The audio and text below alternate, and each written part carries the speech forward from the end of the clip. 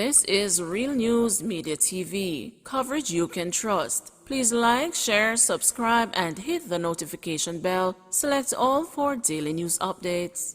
Good afternoon, my Real News Media TV family. Welcome back to the channel for another news update for November 28, 2022. And in the news this afternoon, 4 men charged in St. Anne for alleged lottery scamming involvement. 4 men have been slapped with lottery scamming charges following an operation in Steertown, St. Anne. Charged with possession of identity information are Alex McBean, 20, Neon McBean, 22, Kirkpatrick McLean, 24, all of Hollywood, Steertown, and Andreen Shields, 20, of Tosspen, Spanish Town, St. Catherine. The police say 4 other persons who were also detained in the operation remain in custody for processing. They say 3 of them are from Steertown, and the 4th is from Boroughbridge, Clarendon. The 4 include 1 of 3 prime targets of the operation. The police military operation was conducted on Saturday. The operation, which lasted over 3 hours and involved over 50 security personnel, was carried out in search of guns and ammunition, drugs, lottery scamming, wanted persons, and persons of interest. Anderson displeased with absence of 21 gun salute for fallen cop.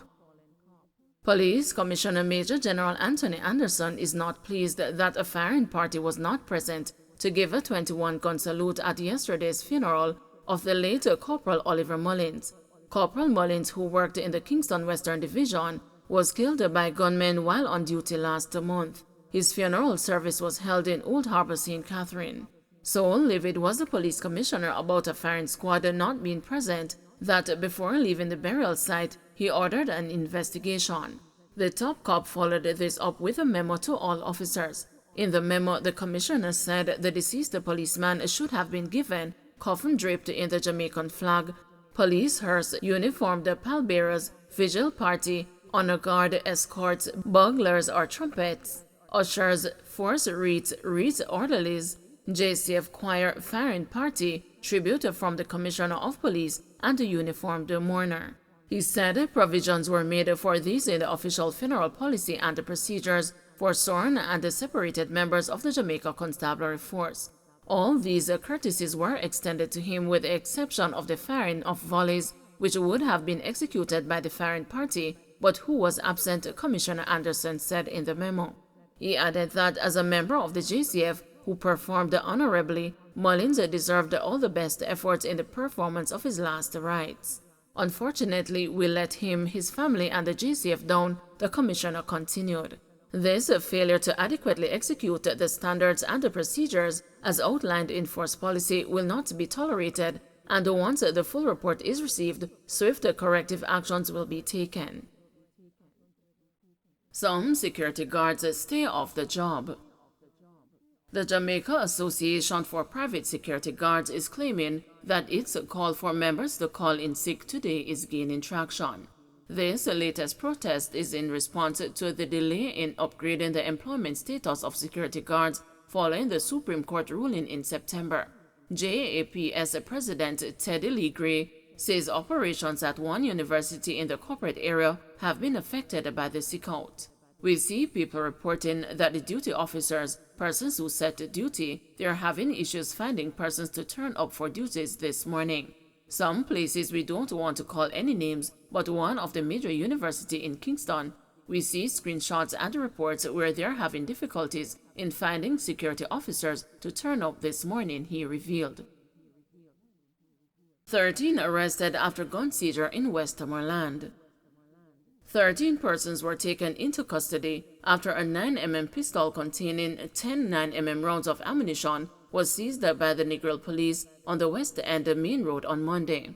Reports are that about 2:45 a.m., lawmen carried out an operation in the area when a premises was searched and the firearm and ammunition found. The identities of those in custody are being withheld pending further investigations. Sissoko seeks public assistance in locating witness of court case. Detectives from the Center for Investigations of Sexual Offenses and Child Abuse are seeking the public's assistance in locating a witness who is vital to a case currently before the court. He is Nicholas Rose, whose last known address is Stanbury Grove, Sligoville in St. Catherine. He is scheduled to appear before the St. Catherine Circuit Court on Friday, January 6 of next year. Rose, or anyone knowing his whereabouts, is asked to contact the Sisoko at 876-984-2305 or the nearest police station. Disgruntled UTech workers mount a protest over salaries. The administrative staff at the University of Technology, Jamaica, took strike action on Monday to protest what they described as the lackadaisical approach of the institution to conclude a salary review that has been outstanding for more than 5 years. President of the University of Technology Administrative Staff Association, Jeanette Grayson, told the news no item on a 2017 to 2019 review for administrative staff at the university has been actioned. She said despite numerous meetings up to September of this year, no conclusion has been reached with the university. This, she said, has led to much frustration among the over 400 administrative staff. We are not fighting for something that is unreasonable. We are fighting for something that is in the normal scheme of things should be the normal process for any well-run organization, she said. We are a training institution and we must practice what we preach. She said this is especially concerning given the recent compensation review in the public sector. Grayson said UTSA has been unable to get any definitive position from UTEC's administration as to where members of the administrative staff would fall within the new compensation structure. She said the association has been unsuccessful in its efforts to have a meeting with the Ministry of Finance. She said the strike by workers is the first in a series of actions that they will take until the new review package is signed and items actioned. We are expecting that by the end of the fiscal year, that all of our items on our claims will be addressed favorably, she said. JP Farms going after banana fraudsters in Canada. JP Farms, Jamaica's largest commercial grower of bananas, says it has moved to swiftly take legal action against the fraudsters in Canada who have misrepresented its brand. JP Farms says it wants a producer purporting to be Jamaican bananas bearing fake JP branding removed from the Canadian market as soon as possible. It notes that widespread reports of the fake bananas have triggered concerns among several members of the diaspora community in Toronto. The company notes that the imposter banana stickers are circular, whereas JP stickers are oval. Further, the imposter bananas use the old St. Mary's logo, while JP bananas now use the refreshed St. Mary's logo. Early investigations also point to the fake Jamaican bananas originating from another Caribbean island, according to JP Farms. JP Farms' general manager, Mario Figueroa, explained the further differences between the phony fruit and the genuine JP bananas.